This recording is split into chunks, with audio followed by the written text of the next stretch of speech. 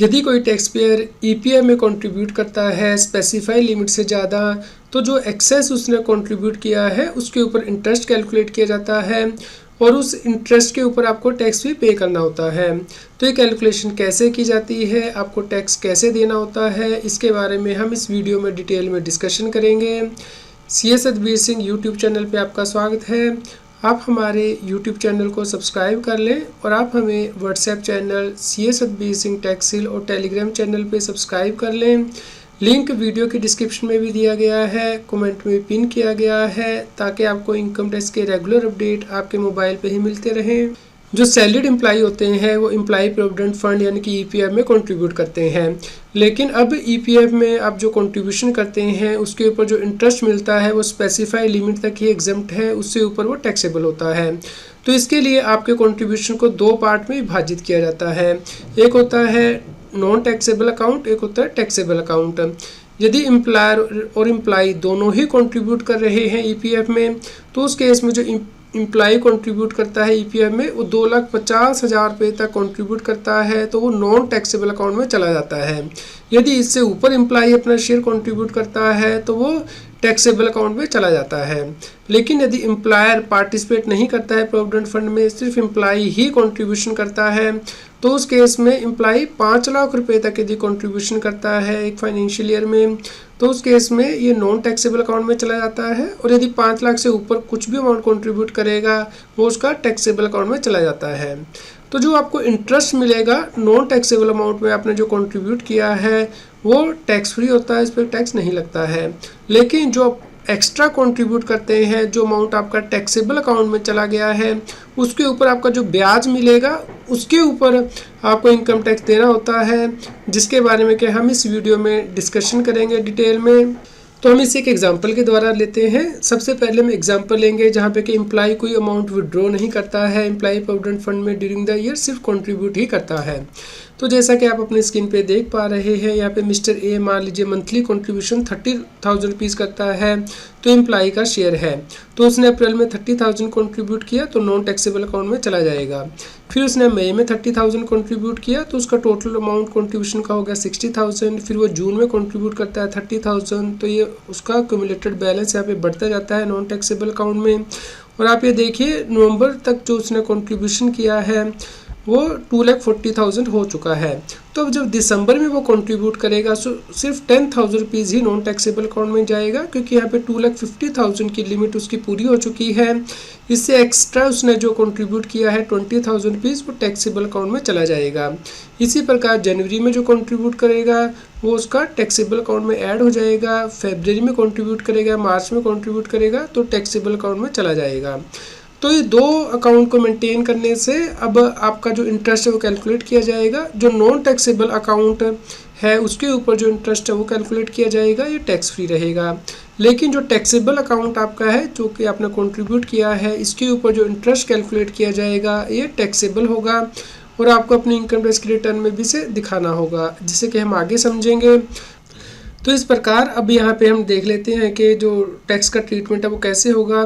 तो यहाँ पे आप देख सकते हैं एम्प्लॉय का ओपनिंग बैलेंस भी था नॉन टैक्सेबल अकाउंट में पिछले साल में, और इसमें ड्यूरिंग द ईयर उसने 3,60,000 कंट्रीब्यूट किया है, तो 2,50,000 नॉन टैक्सेबल अकाउंट में और 1,10,000 उसने टैक्सेबल अकाउंट में।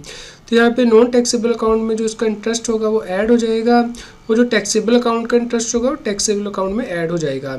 अब जो इसका टैक्सेबल अकाउंट में इंटरेस्ट बना है इसके ऊपर ईपीएफओ के द्वारा टीडीएस भी काट लिया जाता है और इनकम टैक्स डिपार्टमेंट को इन्फॉर्म कर दिया जाता है, आपकी टीडीएस रिटर्न फाइल कर दी जाती है और आप इसे अपने 26 ईयर्स में देख सकते हैं। तो यहाँ पे 10% टीडीएस काटा जाता है यदि पैन अवेलेबल है ईपीएफओ के पास, और यदि पैन अवेलेबल नहीं है तो 20% के हिसाब से टीडीएस काटा जाता है। तो यहाँ पे जो टोटल अमाउंट हुआ कंट्रीब्यूशन प्लस इंटरेस्ट वो ऐड करके जो टीडीएस आपका कट गया है गवर्नमेंट को जमा करा दिया गया वो लेस करके नेट बैलेंस आपका अगले साल के लिए कैरी फॉरवर्ड कर दिया जाता है। तो जब आप अपनी इनकम टैक्स की रिटर्न फाइल करेंगे उसमें जो इंटरेस्ट आपको क्रू हुआ है ड्यूरिंग द ईयर ये दिखाना होगा, और जो टीडीएस आपका कटा है इसका आप क्रेडिट क्लेम कर सकते हैं, जिससे कि हम आगे समझेंगे। यहाँ पे अब दूसरे एग्जांपल भी ले लेते हैं जहाँ पे कि एम्प्लॉय मान लीजिए ईपीएफ में से ड्यूरिंग द ईयर विड्रॉ भी करता है। मान लीजिए 2,75,000 वो अपने अकाउंट में से विड्रॉ कर लेता है एडवांस ड्यूरिंग जनवरी 2024। तो इस केस में कैलकुलेशन कैसे होगी, तो दोस्तों यहाँ पे जो आप कंट्रीब्यूट करेंगे वो ऐड होता जाएगा, जैसे कि हमने अभी डिस्कस किया है। तो जनवरी में जब आप विड्रॉ करेंगे तो सबसे पहले जो विड्रॉ माना जाएगा वो माना जाएगा कि आपने जो टैक्सेबल अकाउंट में कंट्रीब्यूशन किया था वो विड्रॉ किया है। तो यहाँ पे 2,75,000 आपने विड्रॉ किया है, तो 50,000 का विड्रॉल माना जाएगा कि आपने टैक्सेबल अकाउंट से किया है, क्योंकि यहाँ पे टैक्सेबल अकाउंट में आपके पास बैलेंस था 50,000 का, और balance amount 2,25,000 non taxable account से विड्रॉ हुआ माना जाएगा। तो इस प्रकार आपने जो टोटल कंट्रीब्यूशन किया है वो 3,60,000 ही है, जिसमें से कि कंट्रीब्यूशन अपने नॉन टैक्सेबल अकाउंट में किया है, बैलेंस कंट्रीब्यूशन अपने टैक्सेबल अकाउंट में किया था।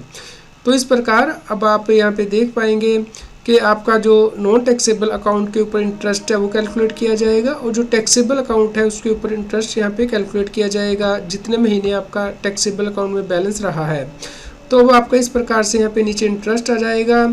तो इसके लिए अब नॉन टैक्सेबल अकाउंट में जो ओपनिंग बैलेंस है उसमें आपने जो ड्यूरिंग द ईयर कॉन्ट्रीब्यूट किया वो ऐड हो जाएगा अमाउंट, और यहाँ पे आपने जो विड्रॉ किया है ड्यूरिंग द ईयर वो लेस हो जाएगा टैक्सेबल और नॉन टैक्सेबल अकाउंट से। जो इंटरेस्ट एक्रू हुआ है ड्यूरिंग द ईयर ये नॉन टैक्सेबल अकाउंट में वो ऐड हो जाएगा और टैक्सेबल अकाउंट में, और जो TDS है वो काटा जाएगा सिर्फ जो टैक्सेबल अकाउंट में आपका जो इंटरेस्ट बना है उसके ऊपर 10% यदि आपने पैन दे दिया है, ये लेस होने के बाद नेट बैलेंस जो है वो नेक्स्ट ईयर के लिए कैरी फॉरवर्ड किया जाएगा।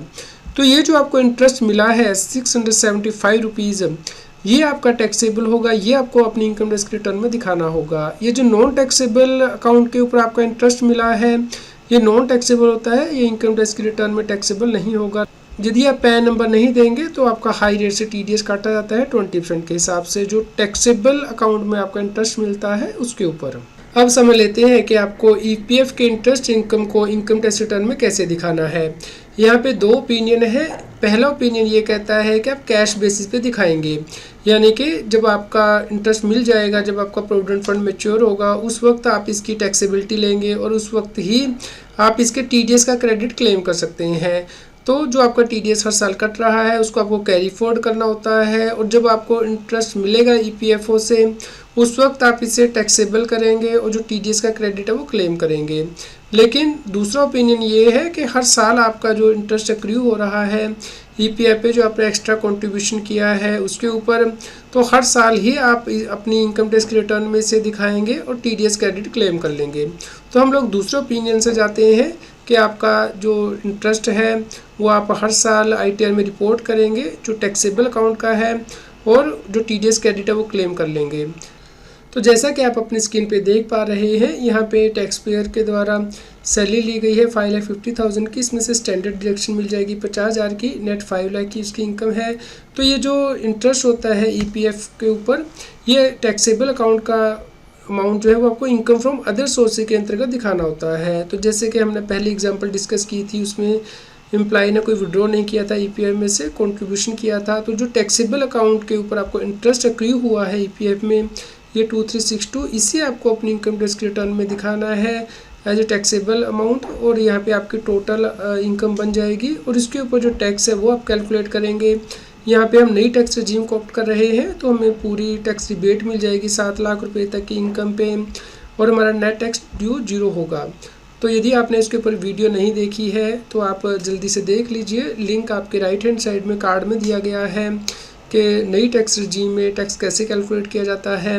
तो आपका जो यहाँ पे TDS कटा है, ये जो EPFO ने TDS काटा था ये आपके 26 AS में रिपोर्ट हो जाता है इनकम टैक्स डिपार्टमेंट के पास, तो आप इसका यहाँ पे क्रेडिट क्लेम कर सकते हैं और रिफंड आ जाएगा। और आपका जो ये नॉन टैक्सेबल अकाउंट के ऊपर इंटरेस्ट है जो कि हमने यहाँ पे देखा था 14,044 रुपीज़, ये आपका एग्जम्प्ट रहेगा, इसे आप सेक्शन 10 के अंतर्गत एग्जम्पशन में दिखाएंगे जब आप अपनी इनकम टैक्स रिटर्न फाइल करेंगे।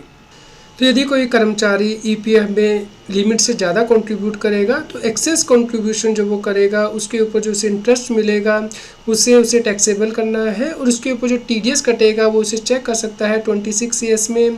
तो 26 AS में कैसे चेक करना है इसके लिए आप हमारी वीडियो को देख सकते हैं जिसका लिंक है top right hand side corner में दिया गया है। तो उम्मीद करते हैं दोस्तों आपके लिए है न्यूज़ यूज़फुल रही होगी। कृपया लाइक करें और शेयर करें ताकि सभी लोगों तक ये जानकारी पहुंच पाए और वो इनकम टैक्स की कॉम्प्लायंस कर पाए। रेगुलर टैक्स अपडेट के लिए इस चैनल को सब्सक्राइब करें। आप हमें टेलीग्राम ऐप CS बेसिंग टैक्सील पे ज्वाइन कर सकते हैं ताकि आप GST और इनकम टैक्स के रेगुलर अपडेट अपने मोबाइल पर ही प्राप्त कर सकें।